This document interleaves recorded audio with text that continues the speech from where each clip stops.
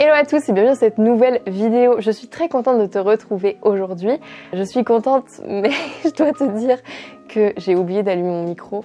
Et donc je viens de tourner cette vidéo en entier et je la recommence.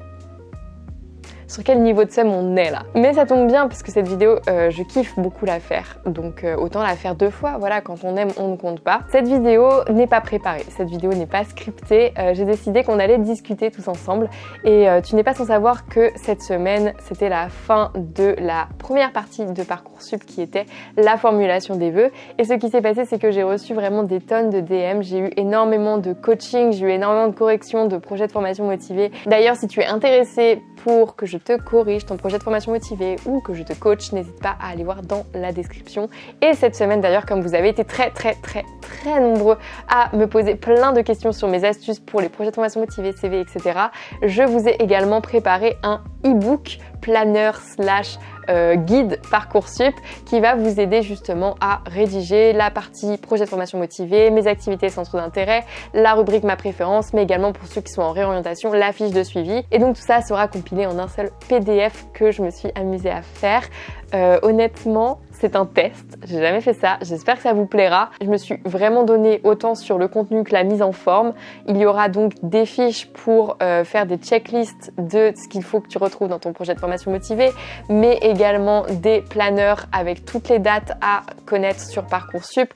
Bref, tout ce que tu dois savoir sur Parcoursup, ce sera dedans et le lien sera dans la description. Alors, je ne l'ai pas terminé à l'heure qu'il est et je dois encore monter cette vidéo pour tout à l'heure parce qu'en ce moment, j'ai la flemme de travailler. C'est quelque chose, vraiment, je suis sur de la procrastination au top. Je pense que c'est le fait d'être chez mes parents. Mais bon, je suis là et il faudrait que je réussisse à retrouver un mode de travail régulier. C'est pas évident, mais je vais y arriver. Je rentre sur Paris jeudi, donc normalement, la semaine prochaine, vous aurez une vidéo un peu plus construite.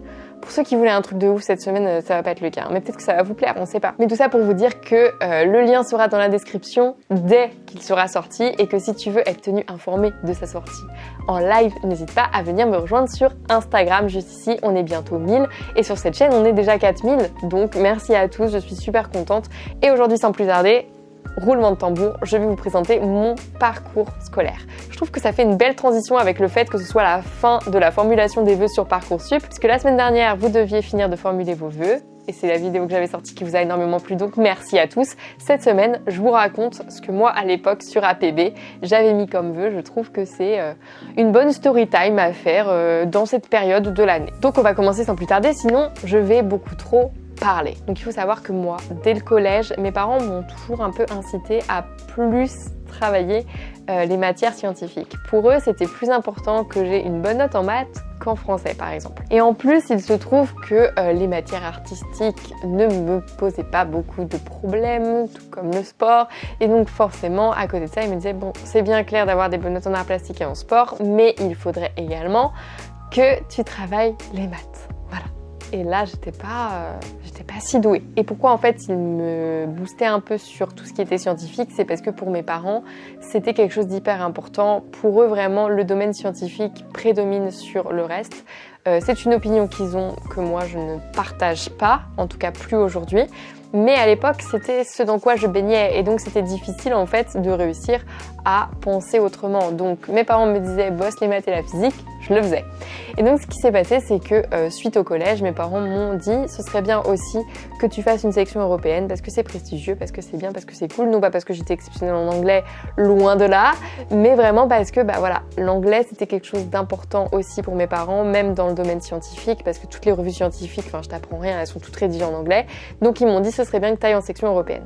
Pour ce faire, il a fallu que je change d'établissement. C'est-à-dire que je ne suis pas allée dans le lycée qui portait le même nom que mon collège, et donc il a fallu que je me refasse tous mes potes. Je suis arrivée dans un lycée où je ne connaissais personne. Mais en vrai, c'était le cas de la plupart des lycéens à ce moment-là. Et donc, ça m'a clairement pas posé de problème. J'ai très rapidement sociabilisé. Je ne suis pas quelqu'un d'introverti. Je n'ai pas eu de mal à aller vers les autres. Et très rapidement, j'ai trouvé mes marques. Donc, je rentre en seconde dans un lycée que je ne connais pas en section européenne. Durant toutes mes années de lycée, de nouveau, je sais que je vais finir en S. À l'époque, il y avait 3 filières, S, E, S, L. Et comme tous les élèves de ma classe, on est en section européenne. On est là parce que c'est prestigieux, on va pas se mentir. Et donc, on va tous en S, clairement, voilà. Et donc, je me retrouve dans une classe avec uniquement des lycéens qui pensent que S, c'est ce qu'il y a de mieux. Donc évidemment, ça ne m'aide pas à ouvrir mon esprit. Donc durant la seconde, durant la première, je continue à bien travailler les maths, la physique-chimie. Honnêtement, je développe un vrai goût pour la physique-chimie, j'adore cette matière. Et arrivé en terminale, je découvre une matière exceptionnelle qui est la philosophie. Et là vraiment, un nouveau monde s'ouvre à moi parce que je n'avais jamais entendu parler de cette matière. Je savais vite fait de quoi il en retournait, mais pour moi, c'était des gens défoncés qui kiffaient ça, alors que pas du tout. Je découvre que vraiment, c'est réfléchi. Ça allie mon goût pour la réflexion sur le monde avec la logique et on parle de choses qui me touchent énormément. On parle de liberté, qui est une valeur qui compte énormément pour moi. On parle de désir, on parle de l'état, on parle de l'amour, on parle de plein de choses et des sujets qui me tiennent déjà à cœur à l'époque. Et donc vraiment, je me rends compte que j'adore ça. Et j'adore aussi la logique que demande une dissertation. J'adore la logique de la création de l'introduction jusqu'à la conclusion. Et en fait, je deviens bonne. J'adore la philosophie. J'obtiens 14 au bac et je me rends compte que c'est une de mes matières préférées. Donc moi j'essaie de me détacher au maximum de ce goût prononcé pour cette matière en me persuadant un peu intérieurement que ma place reste dans le domaine scientifique. Et il se trouve que ma seconde matière préférée, vraiment, c'était la physique-chimie et surtout la chimie à ce moment-là. Il se trouve en plus que ma prof principale était ma prof de physique-chimie et qu'elle me connaissait bien et qu'elle voyait bien que j'appréciais vraiment cette matière. Et elle me dit, écoute Claire, je suis également enseignante dans une école de chimie à Rennes, qui est l'école de chimie de Rennes, qui a un cursus de prépa intégrée, une CPI. Et en fait, elle me dit, je pense que tu pourrais y arriver, je pense que c'est un établissement dans lequel tu te sentirais bien et que ta place est là-bas. Mes parents, eux, vraiment, ils voulaient plutôt que j'aille en prépa classique. Et d'ailleurs, le lycée dans lequel j'étais, il y avait énormément de prépa classiques très reconnus. Et pourquoi ils m'avaient mis là? Tout simplement pour qu'après mon lycée, je poursuive dans celui-ci en prépa. Et c'est d'ailleurs ce que beaucoup de mes camarades ont fait. Cependant, sur APB, et ce n'est pas le cas sur Parcoursup fort heureusement, il fallait ordonnancer ses vœux. Et donc moi, quand j'ai ordonnancé mes vœux, j'ai préféré faire un premier pas dans mon émancipation de vie de jeune fille et j'ai choisi de mettre en premier vœu la prépa intégrée à Chimie Rennes, alors que mes parents voulaient vraiment que j'aille en prépa classique dans ce fameux lycée. Et honnêtement, en le faisant, je m'étais vraiment dit, de toute façon, le pourcentage de chances que tu sois prise est plutôt faible, donc ne t'inquiète pas, tu n'auras jamais à reconnaître cette prise de décision, ça va très bien se passer. Il se trouve que j'ai été prise à l'entretien et qu'en plus de ça, j'ai vraiment tout donné pour le réussir. J'avais contacté des anciens étudiants, j'étais allée moi-même aux portes ouvertes et il se trouve que je le réussis. Et d'ailleurs, cet entretien, il m'avait vraiment perturbée parce que c'était mon premier vrai entretien. Comme je pense beaucoup d'étudiants, beaucoup de lycéens qui sortent du bac, c'était très impressionnant en fait parce que j'étais face à 2 jurys. Donc déjà, quand t'es seule face à 2 personnes, c'est pas facile. Et en plus, il se trouve que je me souviens, il y a une des 2 personnes du jury, un des 2 professeurs, qui ne m'a pas adressé la parole de tout l'entretien. En fait, il était derrière son ordi, c'était limite, il me regardait et il prenait des notes. Et donc moi, vraiment, je me disais, mais est-ce que je raconte que de la merde au point que ça le fasse chier, au point de regarder son ordinateur? En fait, non, pas du tout. Il faut pas s'inquiéter. Ce genre d'entretien, c'est comme ça que ça se passe. T'as un prof qui pose des questions, toi tu réponds, l'autre prend des notes. Et c'est comme ça, en fait, qu'après, ils font la sélection. Donc pas d'inquiétude si t'arrives la même chose que moi. Ça m'est arrivé et j'ai été prise et donc j'ai été reçue. Et donc là, il a fallu que j'annonce à mes parents que comme j'avais été acceptée dans ce vœu, qui était mon premier vœu, eh bien APB avait refusé l'ensemble des autres vœux, vu que j'étais acceptée dans mon premier vœu. Clairement, au début, c'est pas très bien passé. On va pas se mentir, mes parents n'étaient pas très contents. Hein. C'était pas la folie à la maison, mais ils ont fini par l'accepter. De toute façon, j'avais rien d'autre, j'avais pas le choix. Et pour eux, ça ne changeait rien, dans le sens où c'était le même prix, c'était à la même distance de chez moi. Enfin, il n'y avait pas un grand impact pour eux. C'est juste qu'ils étaient déçus parce que ils attendaient de moi que je suive une classe prépa. Mais en fait, j'ai déjà parlé de ça dans une autre vidéo, mais dites-vous qu'à partir du moment où vos parents ont des attentes par rapport à vous, en fait, c'est pas normal et c'est eux qui ont un problème. Donc ne vous inquiétez pas. Aujourd'hui, ils savent très bien ma position sur la situation. Il n'est pas normal qu'un parent attende des choses de son enfant un parent doit aimer son enfant, on va dire, de manière inconditionnelle. En fait, à aucun moment, tes parents ne doivent avoir des attentes par rapport à toi qui permettraient de justifier leur amour. C'est un sujet un peu touchy que j'aborde là. Mais donc, moi, j'accepte le fait que mes parents soient pas très contents et je continue mon petit bonhomme de chemin et je rentre en classe préparatoire intégrée. Honnêtement, là-bas, ça s'est super bien passé. Ça a été très difficile. On va pas se mentir, ça reste une prépa. Beaucoup de cours, beaucoup de travail, beaucoup de week-ends à la BU, beaucoup de soirées où je me couche super tard pour travailler. Beaucoup de travail. Mais aussi des amis incroyables, beaucoup de soutien. Faut pas croire, j'étais pas toute seule à la BU. Et ça a été 2 années quand même très cool. On va pas se mentir, moi j'en garde pas un si mauvais souvenir. Alors certes, en première année particulièrement, je l'ai beaucoup moins bien vécu. Je me souviens des lundis où on avait que des cours de maths. Les maths, c'était pas ma passion, c'était très difficile pour moi.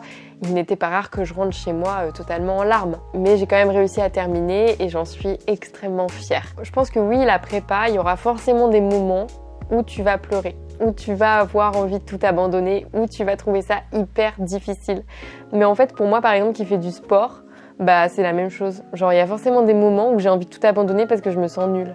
Bon là avec le Covid, ça fait longtemps que j'ai pas eu envie d'abandonner puisque le Covid m'a forcé à abandonner. Mais dans l'idée c'est la même chose et en fait ce qui te fait tenir c'est l'envie de te challenger, l'envie de te dépasser. D'ailleurs il y a pas longtemps un ami m'a envoyé un TikTok, on apprend des choses sur TikTok parfois, d'une interview où il y avait une championne olympique qui parlait d'un conseil que son coach lui avait donné et il lui avait dit si tu te sens bien tout le temps, en fait, c'est que tu ne te challenges pas assez. Et je suis assez d'accord avec ça. Et elle disait que c'était la règle des tiers. C'est-à-dire que si tu te sens très bien un tiers du temps, moyen un tiers du temps et mal un tiers du temps, en fait, c'est que tu fais les choses bien et que tu vas dans la bonne direction. Ça veut dire que tu es au bon équilibre. Si tu te sens mal beaucoup plus qu'un tiers du temps, c'est que clairement tu t'en demandes trop, tu en demandes trop à ton corps, tu en demandes trop à ton mental et qu'il faut que tu remettes en question certaines choses pour aller mieux. Si tu te sens bien tout le temps, c'est qu'au contraire tu te challenges pas assez.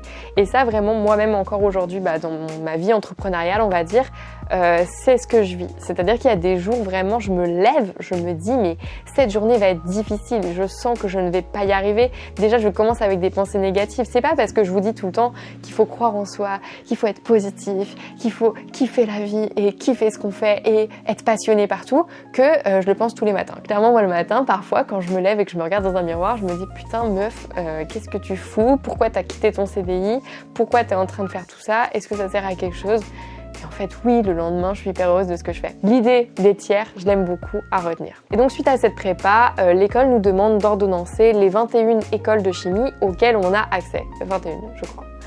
Et donc, j'ordonnance mes écoles et pour moi, ça n'a pas été très difficile d'avoir l'école que je voulais parce que je voulais m'orienter plutôt vers de la physique et que quand tu es entouré uniquement d'étudiants qui kiffent la chimie, pas très compliqué d'aller en physique. Et donc, je me retrouve dans l'école que je souhaite et je me retrouve à l'ENSI Caen. Et donc, arrivée dans cette école, en première année, je pense que j'ai fait l'erreur la plus classique pour un jeune ingénieur en première année, c'est que j'ai fait beaucoup trop de soirées.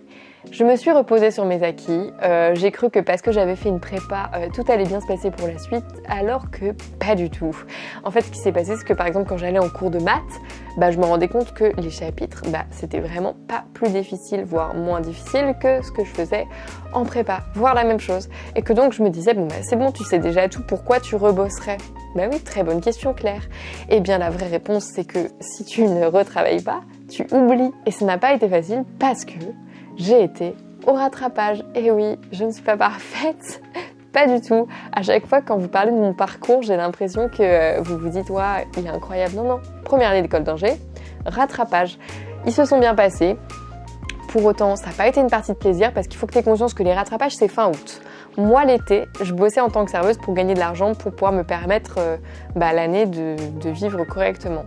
Et donc, ce qui s'est passé, c'est que j'avais 2 jobs d'été. J'étais serveuse plus je donnais des cours particuliers en maths et en physique. Et en parallèle, je révisais mes rattrapages pour fin août. Et en plus de tout ça, j'étais dans l'incertitude la plus totale. Je ne savais toujours pas si j'allais aller en 2e année ou rester en première année. Donc, on n'était pas sur un mood incroyable pour un été. J'étais stressée, j'arrivais pas à profiter comme j'avais pu profiter les étés d'avant et kiffer vraiment. Bosser, je ne vous recommande vraiment pas. L'expérience rattrapage, ce n'est pas très sympathique. Mais j'ai bien compris qu'il fallait travailler et donc me voilà partie en 2e année. Je réussis mes rattrapages et j'en suis très contente. En deuxième année, on nous propose de suivre un double cursus avec l'Institut d'administration des entreprises. Donc en deuxième année d'école d'ingénieur, en fait, j'étais rendue en Master 1. Et donc on me propose donc d'entrer en Master 1 de l'IAE en double diplôme, c'est-à-dire que j'aurai cours uniquement le samedi et ça me permettrait d'acquérir sur 2 ans un Master d'administration des entreprises. Et en vrai, je me dis, vas-y, ça fait 3 ans que tu fais des sciences et que tu te rends compte que tu kiffes quand même pas mal toutes les matières dites humanité. Donc j'avais déjà bien kiffé la matière communication, la matière éthique dans le monde de l'entreprise, l'économie, la gestion, le management, enfin gestion de projet, toutes ces matières annexes aux sciences. Je me suis rendu compte que c'était quelque chose qui me plaisait énormément. Et je me suis dit, vas-y, t'as rien à perdre. Ça va te challenger. En fait, c'était un peu la conclusion de la leçon que je tirais de ma première année. Ma première année, j'ai senti que la charge de travail était faible. Et en fait, c'était une fausse sensation. Et comme elle était faible, j'ai pas travaillé. Alors qu'en vrai, elle était quand même assez suffisante pour que je puisse travailler et que je doive travailler pour réussir. Sauf que j'avais pas cette sensation qui est assez de travail. Et donc je me suis dit, vas-y, si tu t'en mets un peu plus, je m'en suis mis un peu plus, voire un peu trop, si tu t'en mets un peu plus, bah, t'auras tout le temps besoin de travailler et donc au moins il n'y aura pas de débat. Et bah c'est ce qui s'est passé et j'ai eu d'excellents résultats en deuxième année. J'avais besoin en fait d'être challengée pour être motivée. Donc deuxième année, donc je réussis à la fois mes examens de deuxième année d'école d'ingé et de l'IAE sans aucun souci, ça se passe très bien. Et d'ailleurs c'est également l'année pendant laquelle je pars en stage Erasmus à Barcelone. Et là juste un stage mais incroyable. Je suis dans une université dans le domaine de la recherche. C'est un stage obligatoire quand tu es ingénieur, tu es obligé de faire un stage dans le domaine de la recherche. Et donc ce stage se passe mais juste incroyablement bien. Je travaille au sein d'une équipe de 4 personnes, donc on est 2 stagiaires et 2 maîtres de stage on va dire, et on travaille tous ensemble à la conception d'un aérogénérateur, donc en gros un moteur d'éolienne, fabriqué à partir de supraconducteurs, donc en gros la résistance est nulle, donc en gros pour une éolienne d'une taille plus petite, on obtient un rendement, donc autant d'énergie que pour une grande éolienne. En gros si tu ne connais pas grand chose en sciences, ça permet d'avoir des éoliennes plus petites ou d'en avoir moins, donc c'est plutôt cool. Et j'adore cette ambiance, j'adore ce truc de on ne sait pas ce qu'on va découvrir aujourd'hui, il faut tester plein de choses, c'est trop stylé. Et je participe au congrès national des nanosciences à Barcelone, j'adore, je découvre l'ambiance de ces séminaires, du plaisir de partager ses résultats d'une certaine façon et de découvrir ce qu'ont découvert les autres aussi au cours de l'année. Bref, je kiffe et donc je rentre à l'ENSI en me disant vas-y, je veux faire de la recherche, c'est un truc de ouf. Et on nous propose de suivre un double diplôme avec l'université de Caen, qui est donc un master de recherche pour justement réussir ensuite à travailler dans le domaine de la recherche. À ce moment-là, j'étais vraiment partagée, j'étais vraiment en mode ingénieur, ça a l'air bien, mais en fait, on n'a pas encore fait de stage pour savoir en quoi ça consiste. Et ingénieur dans la recherche, donc plutôt chercheur, je me rends compte que j'adore ça. Est-ce que peut-être il ne vaudrait pas le coup que je fasse également ce diplôme? Et donc me voilà rendue avec 3 diplômes à suivre en parallèle. L'emploi du temps était tendu, mais au final je m'en suis sortie. Clairement, c'était pas conseillé par mon école de suivre ces 3 cursus. Mais moi, j'ai préféré prendre ce pari de nouveau pour me challenger et aussi parce que je ne voulais pas me fermer de porte. Ça a été un peu ce qui a guidé aussi toujours ma prise de décision. J'avais pas vraiment réfléchi à mon orientation et je ne voulais jamais me fermer de porte et je me disais et j'étais persuadée et franchement aujourd'hui je pense toujours un peu ingénieur c'est quand même un métier qui fait que tu ne te fermes jamais de porte parce que même si tu travailles dans les sciences, regardez aujourd'hui ce que je fais, ça n'a pas grand chose à voir. Et tout le monde me fait confiance parce que j'ai un diplôme d'ingénieur. Donc moi, je trouve que c'est une très bonne opportunité de suivre ce cursus. Et donc en dernière année d'école d'ingénieur, il a fallu donc que je fasse un stage d'ingénieur que j'ai fait dans un grand groupe du nucléaire français. Ce stage s'est incroyablement bien passé. J'étais dans une équipe incroyable. Mon maître de stage était incroyable. J'ai adoré tout ce que j'ai fait. J'étais hyper libre dans tout ce que je faisais. Je faisais des recherches sur un sujet hyper spécifique. C'était à la limite entre le doctorat et le stage honnêtement parce que c'était un sujet scientifique de recherche. C'est pas parce que j'étais dans un grand groupe que j'avais un rôle d'ingénieur en fait. Mon stage devait être dans le domaine de la recherche pour me permettre de valider également mon master de recherche. Ce stage ne m'a pas donné une image très réelle de ce qu'est un ingénieur, mais plutôt une image de ce qu'est un chercheur-ingénieur en entreprise. Et donc en fait je me suis un peu laissée avoir parce que j'ai kiffé de ouf mon stage. Je me suis dit vas-y c'est trop stylé, j'adore être chercheuse dans une entreprise et je pensais que c'était l'entreprise que je kiffais alors que pas du tout, mais ça on le verra dans une prochaine vidéo, spoiler alerte. J'ai ensuite accepté un CDD d'1 an dans cette entreprise et ça certainement que ça fera l'objet d'une future story time. Si ça vous a plu, n'hésitez pas à me le dire en commentaire, à me dire si vous voulez la partie 2 où je vous présente un peu ma carrière, même si elle n'est pas très longue, mais je suis quand même diplômée depuis 2017 parce que oui, ça ne se voit pas, mais je suis vieille, enfin vieille, tout est relatif, mais j'ai 26 ans déjà et donc j'ai quand même travaillé pendant 3 ans avant de créer ma propre entreprise. Et donc peut-être que ça, c'est une histoire qui pourrait vous intéresser. Je sais que vous êtes nombreux à me le demander, hein. Que ce soit la partie sur mon parcours que je viens de faire ou la partie sur quel est ton métier actuellement et comment t'en es arrivé là, ce sont deux sujets qui reviennent énormément. Donc j'espère que cette partie 1 sur mon parcours vous aura plu. En attendant, je te souhaite une très belle journée. N'oublie pas d'aller voir dans la barre d'infos si tu souhaites que je t'aide pour Parcoursup, ce sera avec plaisir. Ou si tu souhaites simplement que je te coach pour trouver ta voie. N'oublie pas d'aller me suivre sur Instagram, de liker cette vidéo. Et je te dis à très vite dans une prochaine vidéo.